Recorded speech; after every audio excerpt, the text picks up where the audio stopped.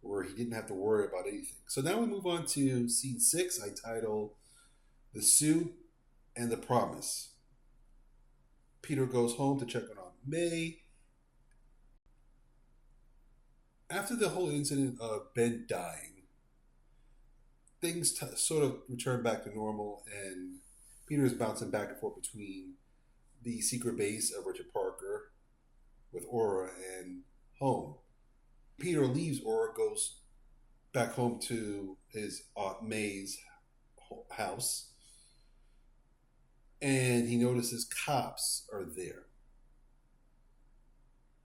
They're there because someone tried to break into Aunt May's home.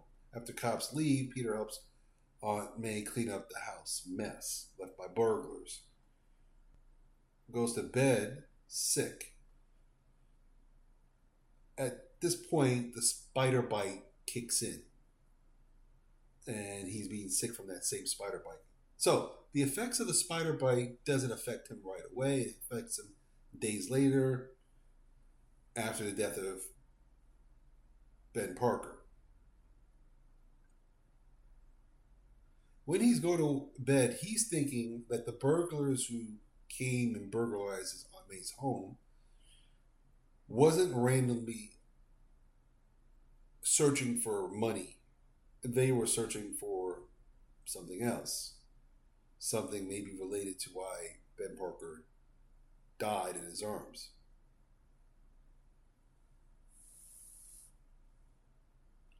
The next day, Peter returns back to Aura. Feeling good, better than he did before. Feel like kind of like he's been renewed. And he asks him about drives he recovered from Ben when he was dying. Ben handed him these drives. So as Aura decrypts these drives so Peter can figure out what's going on and what's on them, he sees his father, Richard. Richard explains that if you're watching this journal I created, I'm dead. He also warns that Miles Warren, the character he met at the science fair, is not your friend. He also asks him to protect his mother. Train, survive. Those are his final words on this journal.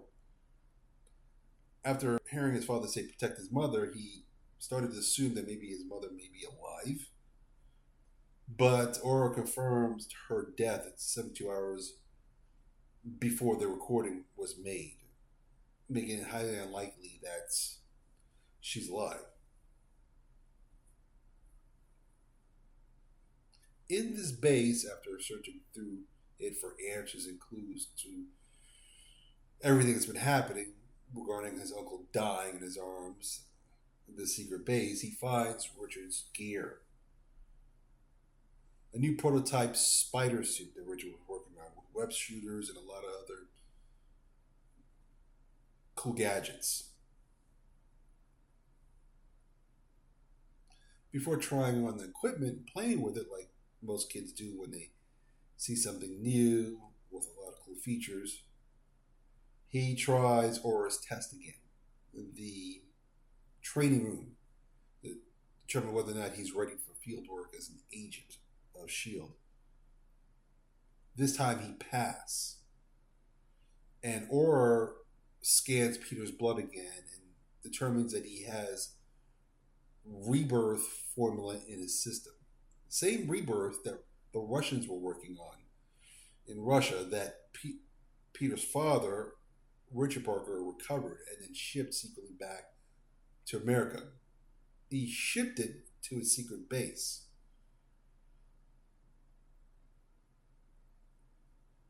What you have to deduce is the spider got into this formula.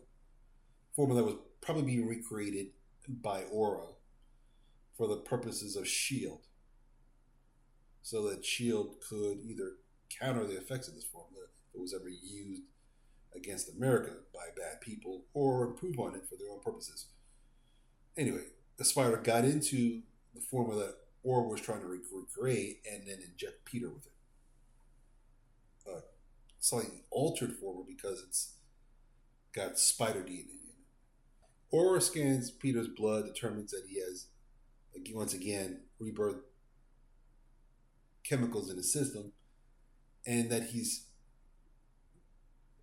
becoming a spider-like person.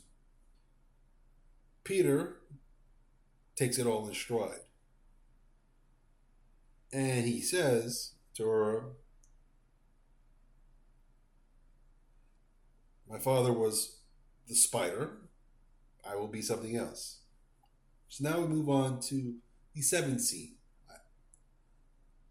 which is a quick recap and Peter Parker becoming Scarlet Spider. So, Peter Parker in this scene begins recoloring Richard Parker's experimental spider uniform. He recolors it red and blue. Aura asks why. Peter responds with, I'm not him. I don't want Warren to know I'm Richard's son. So basically, Peter Parker's focus is Miles Warren. And he's going to use his father's equipment to get him because he thinks he's responsible in some way for Uncle Ben as well as his parents' deaths.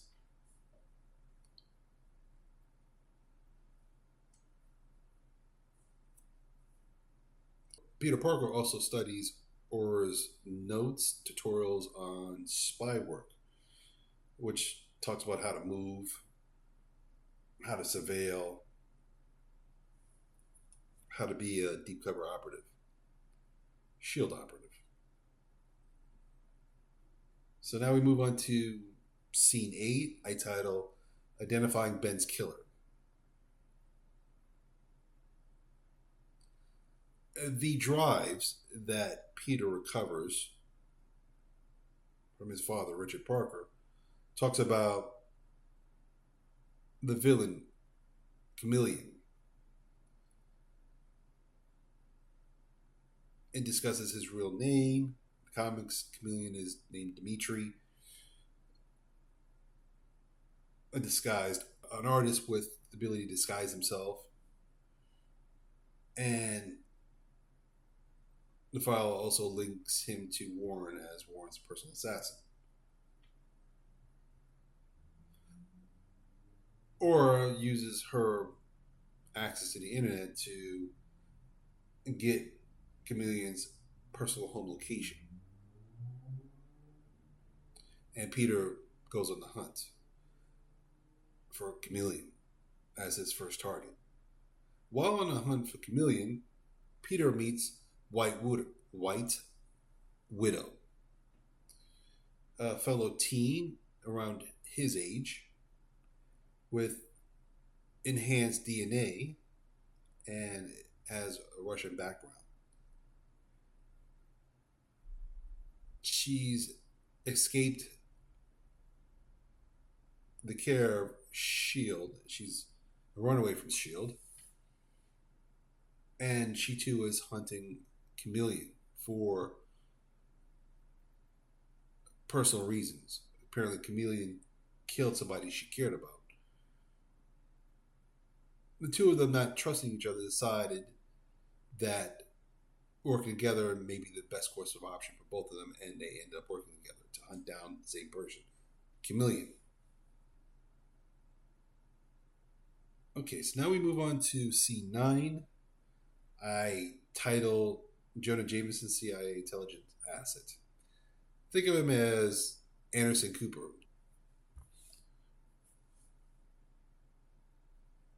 Through Aura, Peter Parker learns that Jonah Jameson is a former intelligence analyst who runs a network of informants. So Peter, with Aura's help, gets in contact with Jonah Jameson to get a tip on Chameleon's location. They're having a hard time finding him. He wasn't at the location or originally provided.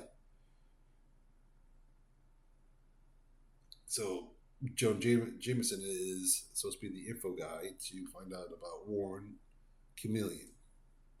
And Jonah Jameson also gives them that information as well as who Warren is in business with or attempting to do business with, which is a person by the name of Hammerhead from Marvel Comics.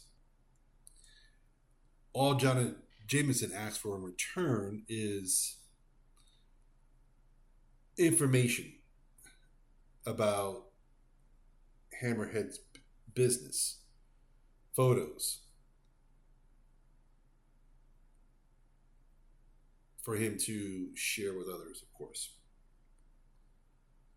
Next scene is scene 10. I call it the airport showdown. So, Jonah Jameson provided two young individuals with a location to find Chameleon and where he'd be at, along with Miles Warren and Hammerhead. Hammerhead was the key. Hammerhead is holding a meeting which involves Chameleon and his boss, Miles Warren. This meeting is at the airport. The focus of this scene will be Tarantula. Now, Tarantula will be in the upcoming real MCU, Brand New Day movie, Spider-Man. So I thought it'd be fitting to put him in my story here. So Peter and White Widow surveil the meeting from a rooftop, which is looking at the airport area where the meeting is going to take place between the villains. Anton Regas is there. He's the Tarantula. He gets an injection from a doctor to increase his to increase his strength and speed. Tarantula is loyal to Miles Warren. When the parties arrive, White Widow quickly engages in the combat with Chameleon, and Peter ends up fighting the Tarantula.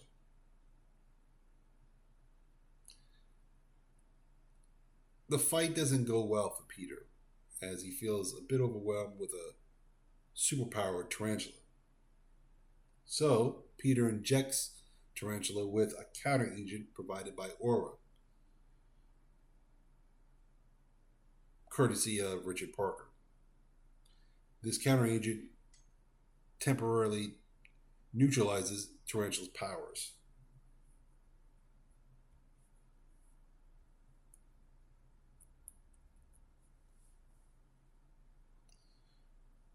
To deal with Hammerhead and his escorts / goons, Peter uses a couple of tactics he learned from Aura in the training room he was working in, which include smoke pellets, web tripwires, and misdirection. This also allows him to focus on the real threat to which he came to deal with, which is Miles Warren and Chameleon. As you see Peter fight, he fights like a beginner leveled spy, not a brawler or an expert fighter, but a kind of a beginner level with special spider-like abilities. So again, a beginner level person with spider-like abilities. So now I want to move on to scene 11. I title The Truth and Warren's Escape. So in the other scene, Peter deals with Tarantula, not quickly, but eventually after he injects him with his counter agent. He moves on to Chamberlain, who's overpowering the Widow. Apparently, let me say it again. Peter deals with Tarantula by knocking him out with the counter agent in the last scene. In this scene, Peter confronts Chameleon, who's overpowering Widow. Apparently, Chameleon has some super strength of his own due to enhancements he gave himself. But that's no problem for Peter because he's also enhanced. And with some of the bags of tricks he brought, he's able to overcome and overpower Chameleon.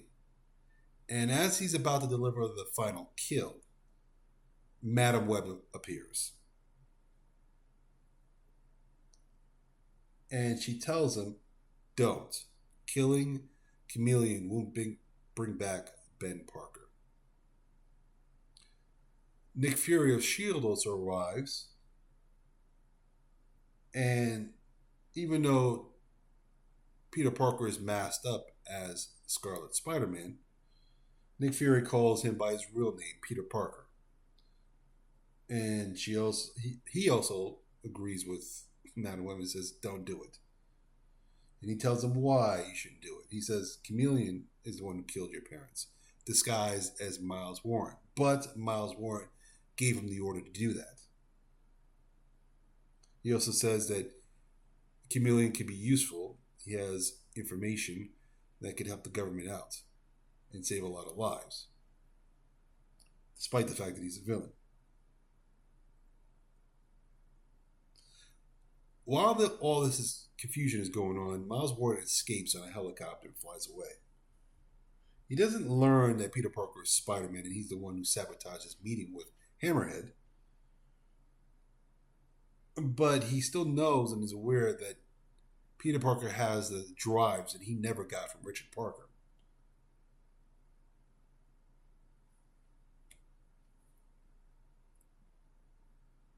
So now we move on to scene 12. I title The Sequel Hook.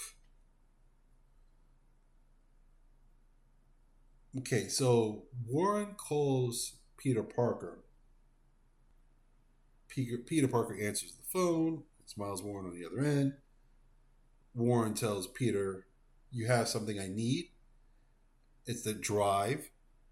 Thumb drives he's been craving for. He tells him to bring it to California or he'll bury his Aunt May. He basically threatened to kill his Aunt May if he doesn't bring him what he wants. Nick tells his fellow agents around him, track the call, find his location, and a teaser scene.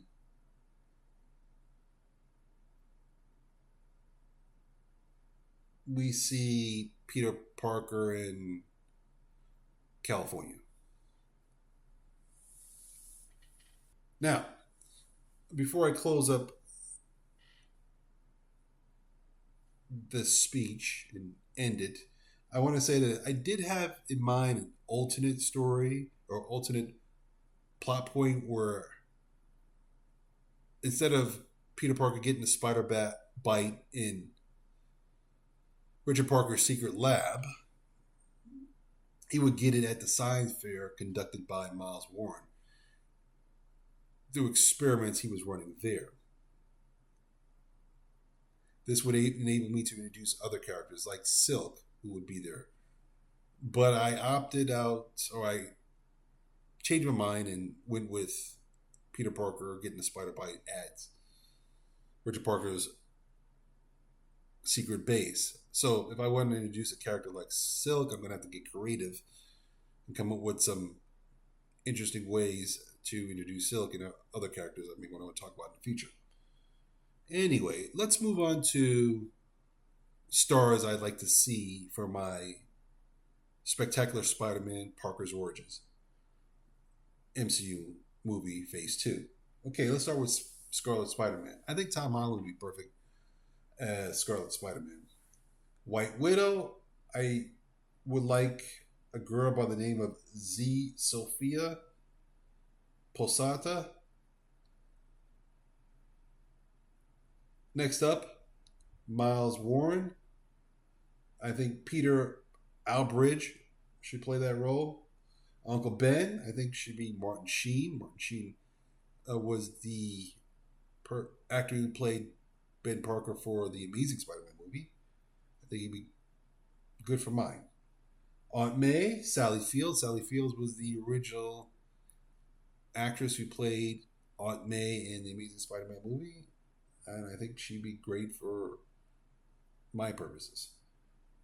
May Parker, which is Peter Parker's mentioned mother, I think should be played by Catherine Bell. Jonah Jameson, I think should be played by Lawrence Dane. Richard Parker should be played by Campbell Scott.